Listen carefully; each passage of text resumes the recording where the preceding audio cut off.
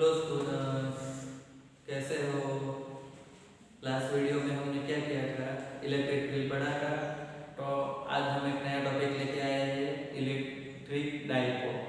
तो बच्चों, आज का जो टॉपिक है इलेक्ट्रिक डाइपोल का, तो उसमें इलेक्ट्रिक डाइपोल क्या है और इलेक्ट्रिक डाइपोल पर इलेक्ट्रिक फील्ड हम कैसे फाइंड करेंगे, वो पूरा हम कवर कर लेंगे। तो बच्चों, थोड़ा वीडियो लंबा भी हो सके, पर आज तक मैंने नहीं बोला, पर आज बोल रहा हूँ कि लंबा हो सके, फिर भी बच्चों पूरा देखना, क्योंकि इम्पोर्टेंट टॉपिक है और बोर नहीं होंगे, क्योंकि मैथमेटिकल स्टेप लिया है तो आपको अच्छे से पता चल जाएगा। ओके बच्चों, तो स्टार्ट करते हैं इलेक्ट्रिक डाइपोल। बच्चों, डाइपोल का मतलब क्या होगा? आपने मैग्नेट के बारे में पढ़ा होगा कि उसके साउथ पोल होता है, नॉर्थ पोल होता है। तो ये क्या होता है बच्चों कि ये मैग्नेट है, तो ये एक नॉर्थ पोल हो गया, एक साउथ पोल हो गया। तो मतलब यहाँ पर क्या होगा, दो पोल आते हैं। तो ऐसे कोई भी चीज होगी कि जिसका दो पोल आता है, तो उसको हम क्या बोलेंगे बच्चों? डाइपोल। हम यहाँ पर अब किसकी बात करेंगे? Electric dipole. Electric dipole.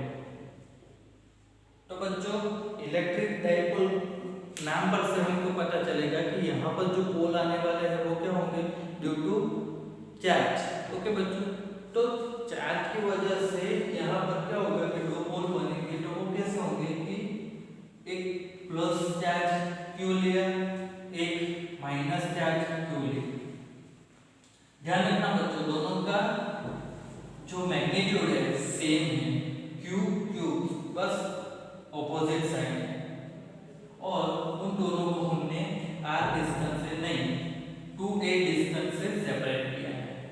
अब 2a डिस्टेंस कैसे डिवाइड होगा? तो ये मिड पॉइंट से प्लस चार्ज का a और मिड पॉइंट से माइनस चार्ज का a डिस्टेंस होगा।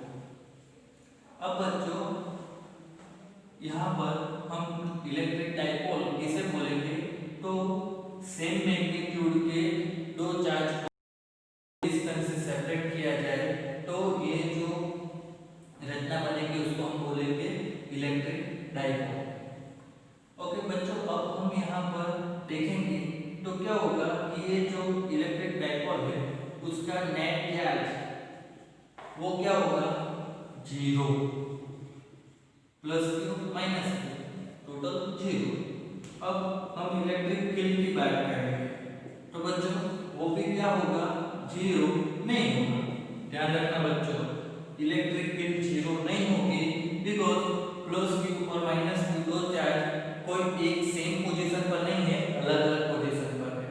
तो उस वजह से क्या होगा बच्चों कि यहाँ पर आपने लास्ट वीडियो में पढ़ा होगा कि ये प्लस क्यू है, तो यहाँ से इलेक्ट्रिक फील्ड ये डायरेक्शन में होगी। और यहाँ पर क्या होगा कि नेगेटिव चार्ज है, तो उसकी वजह से फील्ड क्या होगी? यही डायरेक्शन में होगी। तो उस वजह से बच्चों क्या होगा कि जो फील्ड है वो एक दूसरे को अपोज नहीं कर रही है, तो उस वजह से वो 0 नहीं हो पाएगी। 0 कब होता है बच्चों? कि जब दो चीजें एक दूसरे को अपोज कर रही है, तो एक दूसरे के इफेक्ट को कैंसिल आउट करके वो 0 बना सकती है। बट यहाँ पर तो सेम हो जाएगा, तो उस वजह से क्या होगा बच्चों कि इलेक्ट्रिक फील्ड हमको यहाँ पर 0 नहीं मिलेगी। अब बच्चों, अगर हमको डाइपोल का इलेक्ट्रिक फील्ड फाइंड तो वो हम कैसे करेंगे? तो उसके लिए देखो,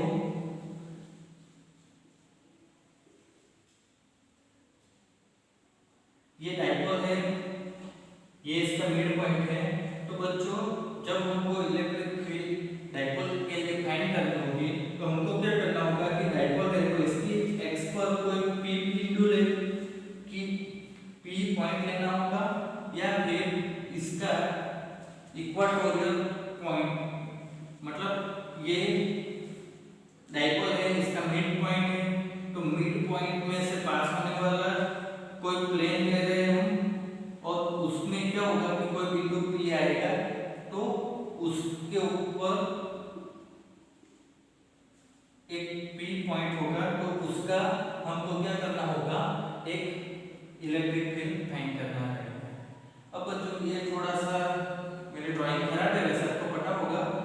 तो क्या होगा कि ये आप समझ लो कि ये मिड पॉइंट से परपेंडिकुलर डिस्टेंस पर कोई बिंदु P है, ठीक है। अब बच्चों ये दो पॉइंट हमको मिल गए हैं, उसके ऊपर इलेक्ट्रिक फील्ड फाइंड करना है। तो पहले हम क्या करेंगे, electric field on point of axis,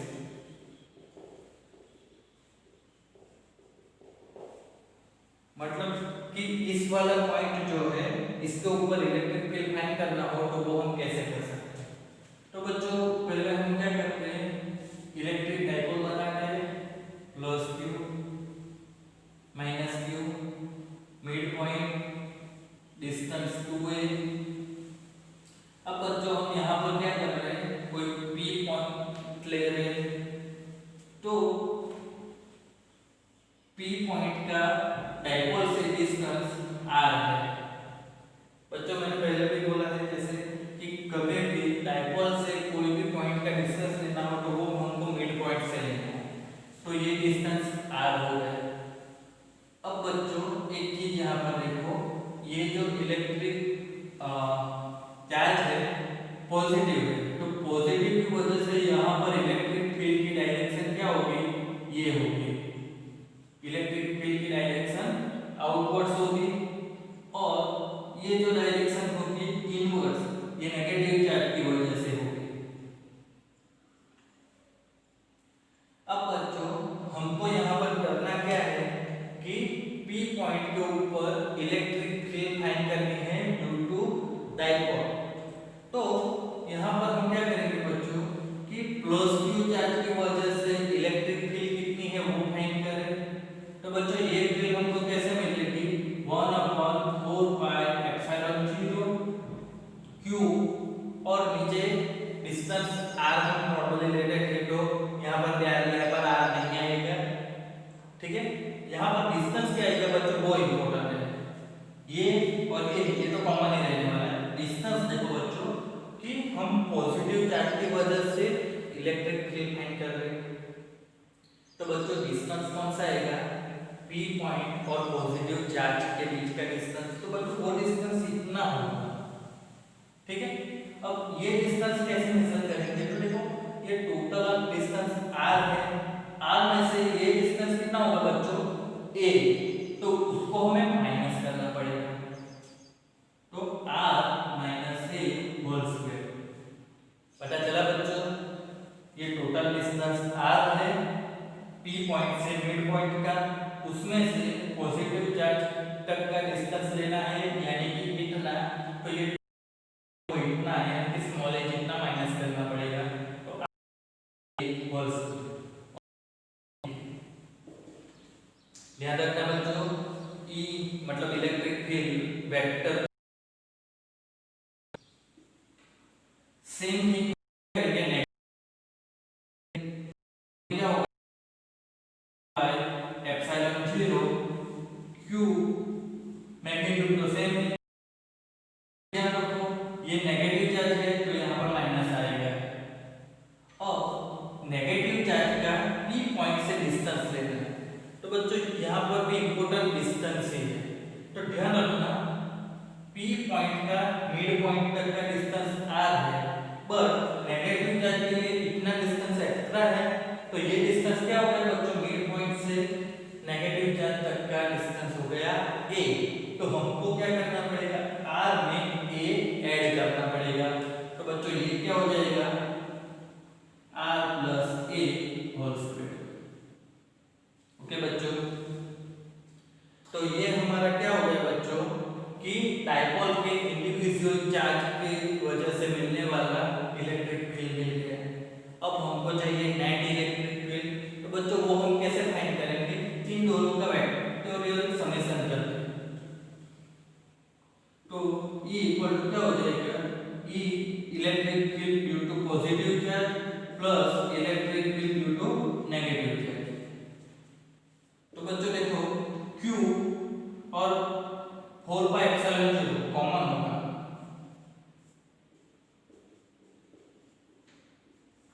और ब्रैकेट में हमारे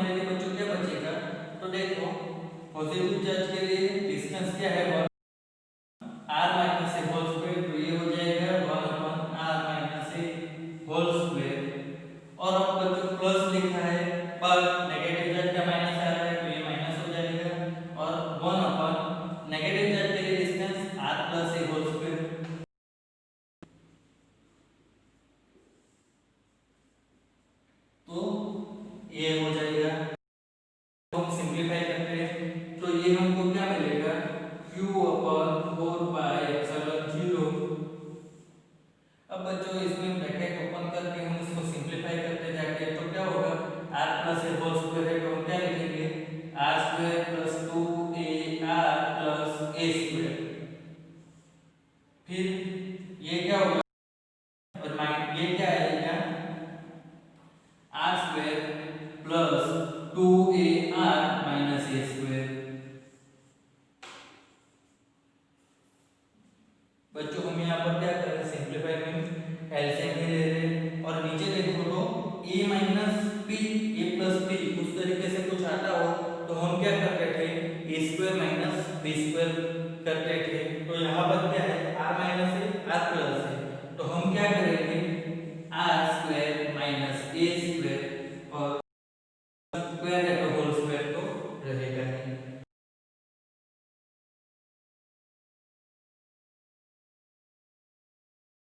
स्क्वायर कैंसिल, तो क्या होगा, 4 पाई एप्सिलॉन 0 और ऊपर 4 बचेगा r square minus a square.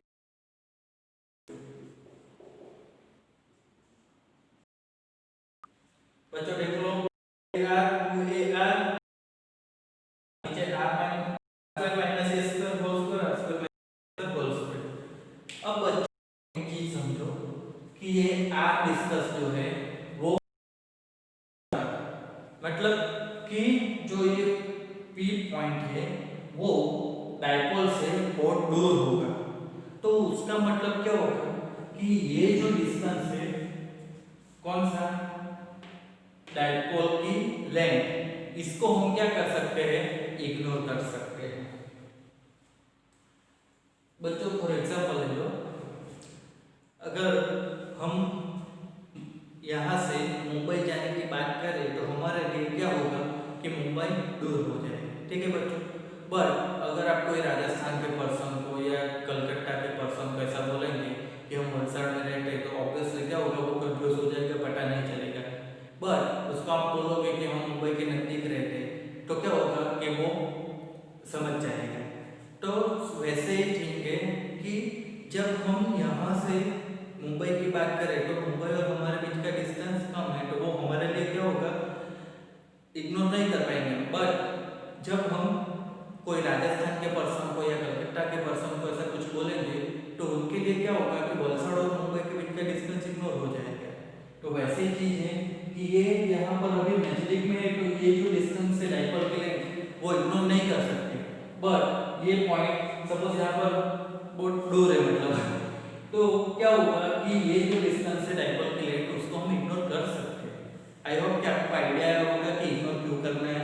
तो अब हम यहाँ पर क्या करेंगे कि r a से बहुत बड़ा ले जाए, तो हम क्या करेंगे, a को अब इग्नोर कर सकते हैं। तो हम क्या लिख सकते हैं, electric field q upon 4 pi epsilon 0, ऊपर रहेगा 4 a r, नीचे क्या आएगा r स्क्वायर माइनस a को तो इग्नोर करना है तो r स्क्वायर और उसका स्क्वायर तो वो हो जाएगा r रेज़ टू 4 p।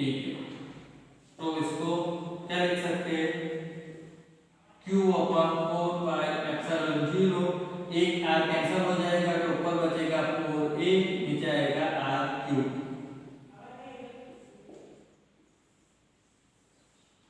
तो बच्चों डायपोल की एक्स पर कोई बिंदु कोई पॉइंट होगा तो वो उसके ऊपर लगने वाला इलेक्ट्रिक फील्ड वो हमको ये फॉर्मूला के थ्रू मिलेगा।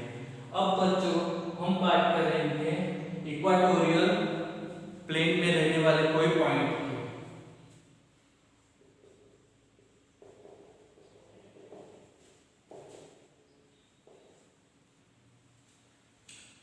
तो बच्चों यहाँ पर हमने देखा कि ये डायपोल है और ये कोई पॉइंट पे होगा, तो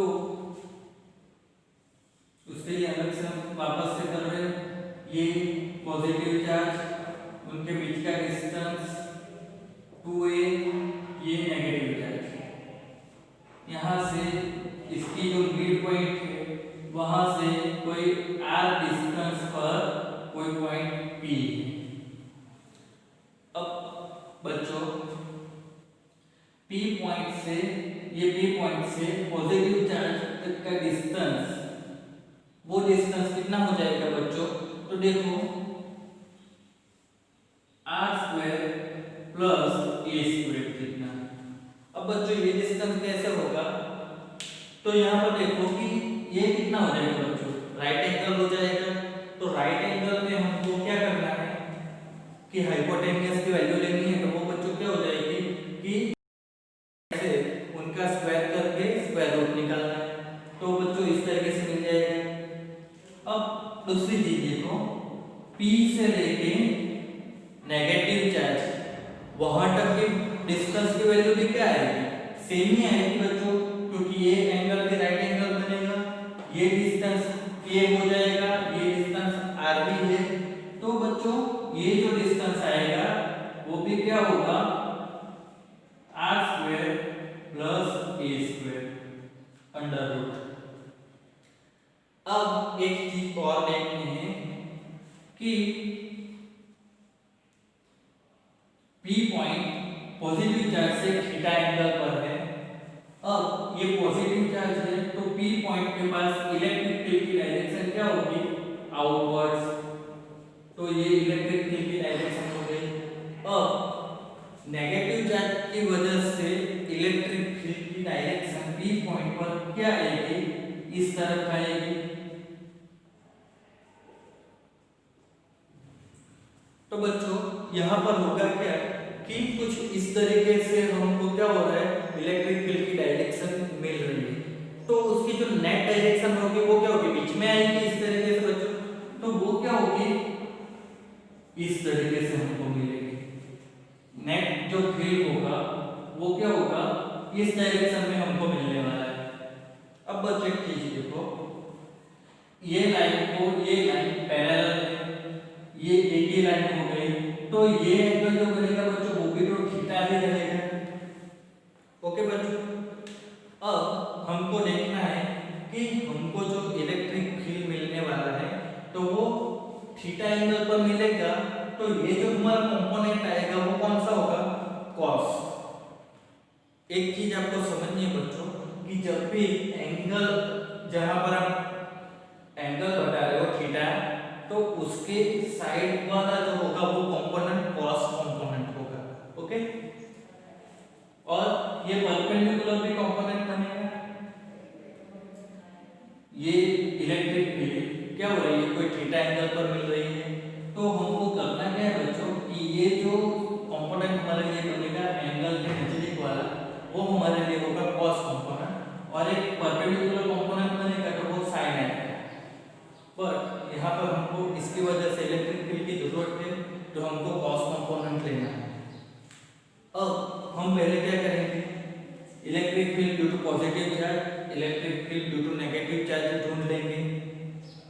तो बच्चों वो क्या मिलेगा हमको? Electric field due to positive charge तो 1/4 pi epsilon 0 q upon distance क्या है बच्चों? P से पॉजिटिव चार्ज का distance r² plus a² under root में है। तो उसका स्क्वायर करोगे तो स्क्वायर और अंडर रूट निकल जाएगा। तो हमारे डिस्टेंस आएगा r² plus a²। Same thing क्या होगी? नेगेटिव चार्ज के लिए भी हमको सेम डिस्टेंस मिलेगा। नेगेटिव चार्ज के लिए इलेक्ट्रिक फील्ड क्या हो जाएगा बच्चों? सेम ही होगा।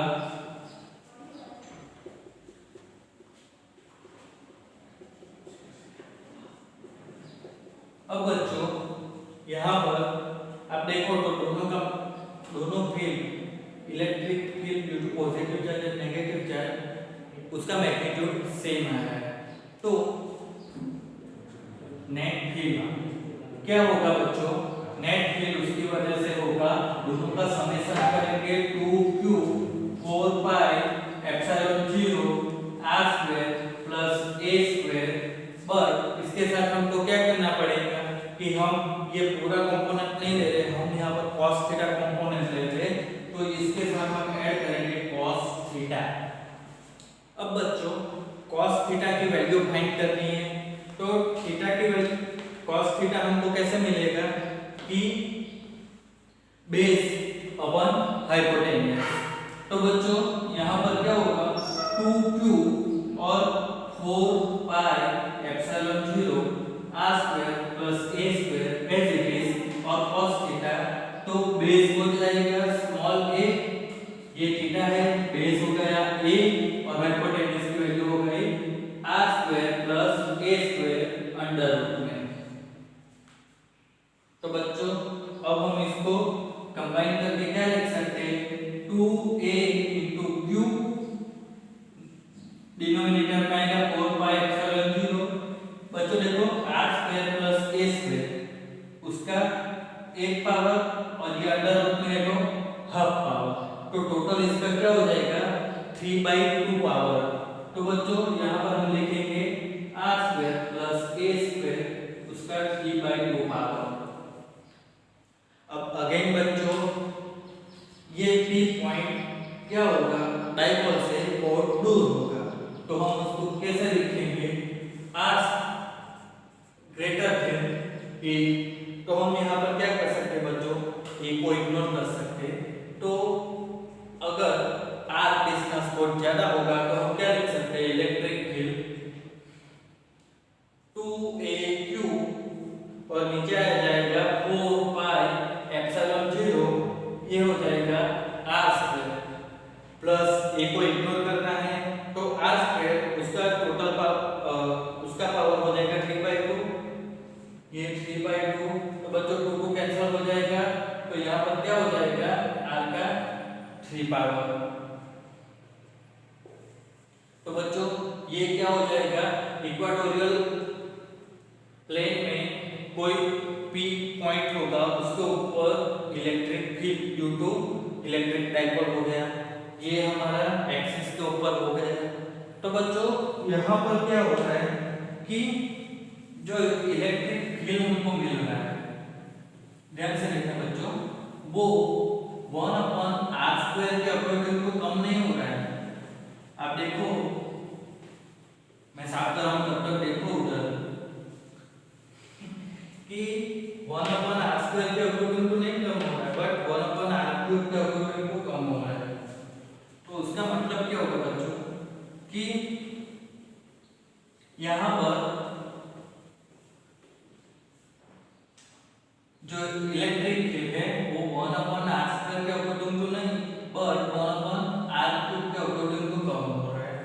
तो यहाँ पर जो इलेक्ट्रिक फील्ड है वो क्या होगा कि ये जो चार्ज है उसके ऊपर या डिस्टेंस 2a है उसके ऊपर नहीं डिपेंड करेगा, बट टोटली दोनों का मल्टीप्लिकेशन के ऊपर डिपेंड करेगा।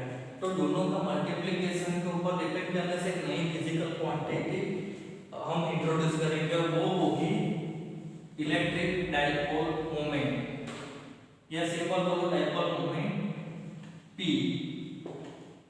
और वो होगा 2a into q, या आप सिंपल भी लिख सकते हो 2a into q। तो बच्चों यहां से 2aq हम निकालेंगे, इसको हम इक्वेशन 1 दे दे, इसको हम इक्वेशन 2 दे दे। तो देखो 2aq, तो बच्चों यहाँ से 2aq हम निकालेंगे तो यहाँ पर ऊपर क्या बचेगा ओनली 2 बचेगा। तो इन इक्वेशन 1 हम क्या लिख सकते हैं बच्चों इलेक्ट्रिक फील्ड 2aq निकाला तो वो क्या है P डाइपोल मोमेंट और 2 बच गया और नीचे आएगा 4 पाई एप्सिलॉन 0 r³। वैसे ही हम इक्वेशन 2 की बात करें वो वाला, तो बच्चों वो हो जाएगा इलेक्ट्रिक फील्ड क्या आएगा ऊपर 2aq ही है, देखो वहां पर तो ऊपर आ जाएगा P, नीचे आएगा 4 पाई एप्सिलॉन 0 और क्या बचेगा r। तो बच्चों ये जो इक्वेशन देख रहे हो आप उसमें आपको क्या होगा कुछ